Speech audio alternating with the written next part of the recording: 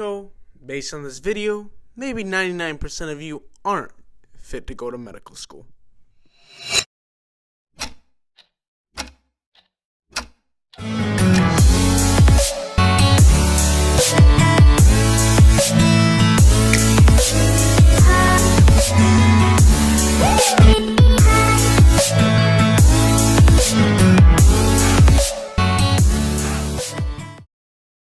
Okay, so you want to become a doctor.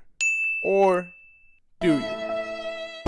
This video might answer the question for you. First of all, before we get into the video, quick disclaimer, all these qualities do not guarantee that you should or should not study medicine, but they are included to give you an idea of if you are fit to be a doctor or not, so please do not fully base your decision on this video, but allow it to maybe guide you in a certain direction. Thank you. Enjoy.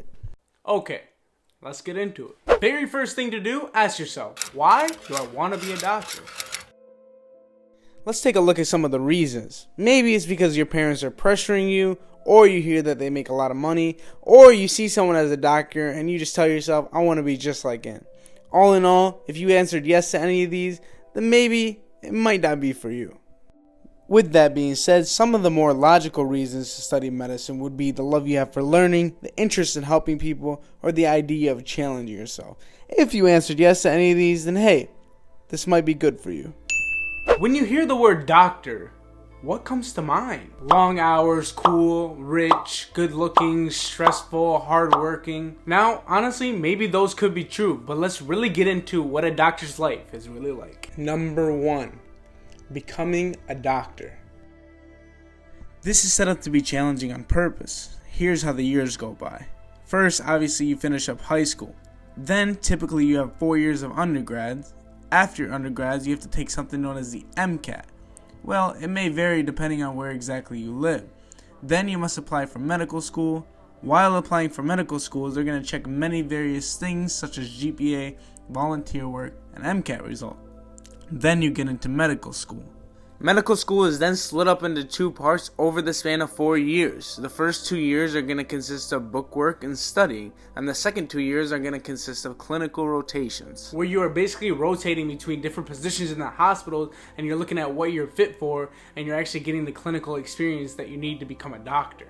To finish up the timeline, after you finish medical school, you begin residency. The years of residency that you spend typically varies on what kind of doctor you choose to become, but it's usually 3 to 7 years. This is finally when you become a doctor and you begin getting paid. Of course, not doctor salary yet though. Yes, you finally get that doctor label. Wait, something isn't right. Hold on. There we go.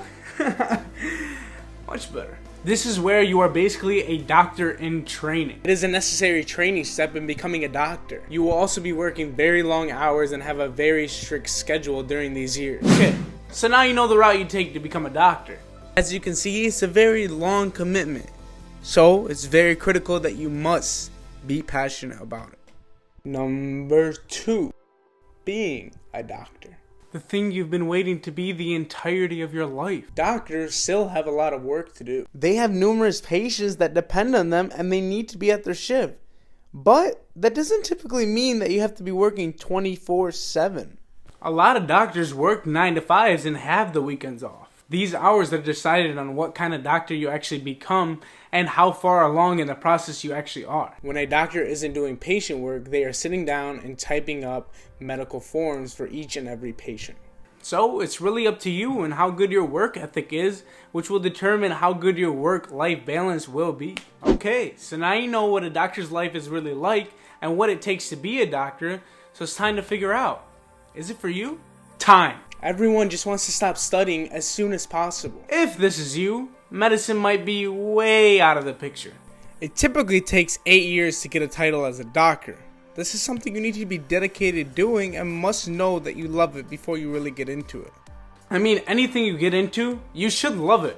I mean, you're gonna be doing it essentially for the rest of your life. The way I like to think about it is which is greater, the love for medicine or the time? Work ethic. Prior to medical school, the challenge has really begun in undergrad, where you're competing with yourself and others to try to get in. Throughout the years of undergrads, it's important that you're constantly getting volunteer work, shadowing experiences, you're maintaining a good GPA, and you get a good score on your MCAT. So basically, you're really busting your butt in undergrads in order to get into medical school.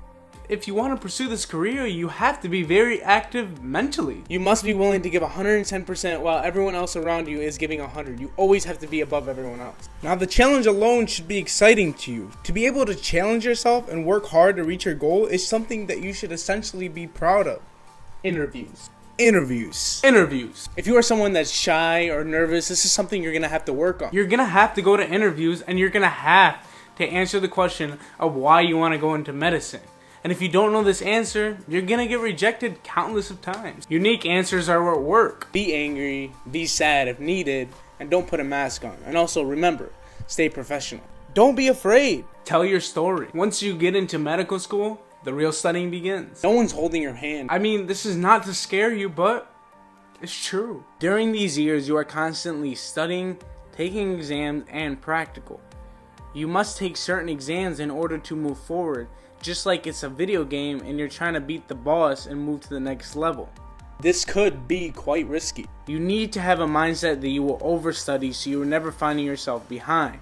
Typically, medical school is very costly, around $200,000 to $400,000. I mean, if you aren't able to pass an exam, therefore you can't move forward, which will force you to repeat a year, so more money, more debt. Also, the last 2 years of medical school are clinical rotation, where you're constantly rotating between specialties and you're expected to learn and study and strategize in certain areas. There can be a lot of pressure and stress during the time, and you need to be the person that steps up when others don't. Yes, that means getting out of your comfort zone. After medical school, you begin residency. Now you might think, yes, all the studying and learning is finally done. It's not. You will always be studying and learning even as a doctor.